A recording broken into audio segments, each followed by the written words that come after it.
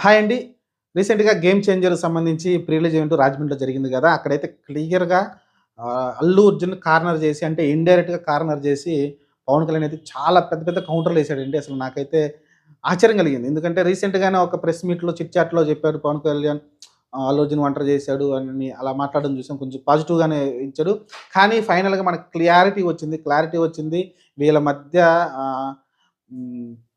చాలా మంట రేగుతుంది. చాలా అసలకి చెప్పలేమనమాట. అంత ద్వేషం మరి ఎందుకు పెంచుకున్నారో తెలియదు. ఎందుకంటే క్లియర్‌గా పవన్ కళ్యాణ్ ఏం చెప్తున్నాడంటే, చిరంజీవి వల్లనే మేము పైకొచ్చాము. మేము చెప్పుకోవడానికి ఎక్కడ సిగ్గుపడట్లేదనైతే పవన్ కళ్యాణ్ క్లారిటీ ఇచ్చాడు.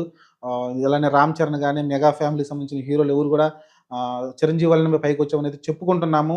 మూలాలు మర్చిపోకూడదనైతే ఆయనైతే క్లారిటీ ఇస్తున్నాడు. మూలాలు అలానే అదే ఇండైరెక్ట్‌గా చెప్పుకుంటూ వచ్చాడు. ఏదో కొంతమంది ఆహ్, దాదాపు ఫాల్కే ఉన్నారు.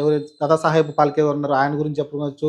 మిగతా వాళ్ళు కొంచెం పెద్ద పెద్ద పేర్లు చెప్పేసి, దాని గురించి వాళ్ళు మేము మర్చిపోము, వాళ్ళ మూలాలను మర్చిపోము అన్నట్టుగా చెప్పుకుంటూ వచ్చి, అలానే చిరంజీవి గారు నా కన్న తండ్రితో సమానం, మా వదిన గారు నా కన్న తల్లితో సమానం అనేది చెప్పడం చూసాం.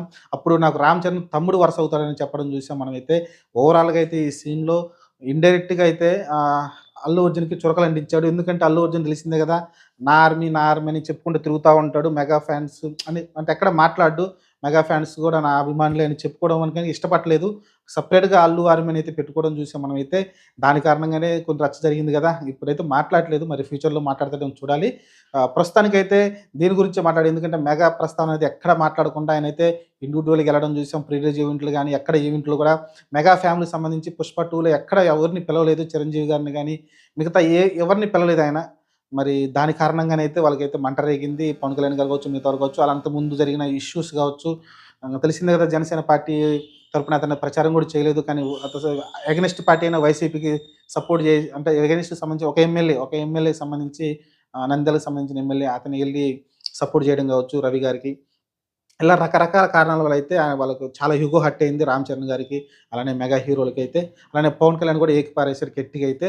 క్లియర్‌గా ఆయన చెప్పాడు. క్లియర్‌గా మనకు అర్థమవుతుంది ఏందంటే, అల్లు అర్జున్ మెగా ఫ్యామిలీని దూరం పెట్టాడు. అలానే చాలా ఇగోతో ఎళ్తున్నాడు అని చెప్పడం చూసాం. అలానే రికార్డులు శాశ్వతం కాదు. ఇప్పుడు ఏదైతే 'పుష్ప 2' బాగా హిట్ అయింది కదా! భారీగా. మెగా అంటే ఆహ్, రికార్డులు శాశ్వతం కాదు. ఏదైనా ఎప్పుడైనా మంచిగా ఆలోచించాలి. అలానే 'రామ్ చరణ్' చాలా పొగుడుతూ మాట్లాడాడు. ఇతను చాలా సంయమనంగా ఉంటాడు. చాలా బుద్ధిమంతుడు. లేకుంటే చాలా హుందాగా ఉంటాడు. అని చెప్పడం చూసాం మనమైతే. అలానే ఫస్ట్ టైమ్ అడుగుతున్నాను నేను. నా సినిమా కూడా నేను అడగట్లేదు. బాక్స్ ఆఫీస్ బద్దలైపోవాలని అయితే కోరుతున్నానని అయితే చెప్పడం చూసాం. ఎందుకంటే ఈ సినిమాని భారీ హిట్ చేయండి. రికార్డ్స్ తిరగరాయాలని అయితే కోరుతున్నానని అయితే చెప్పడం చూసాం. అంటే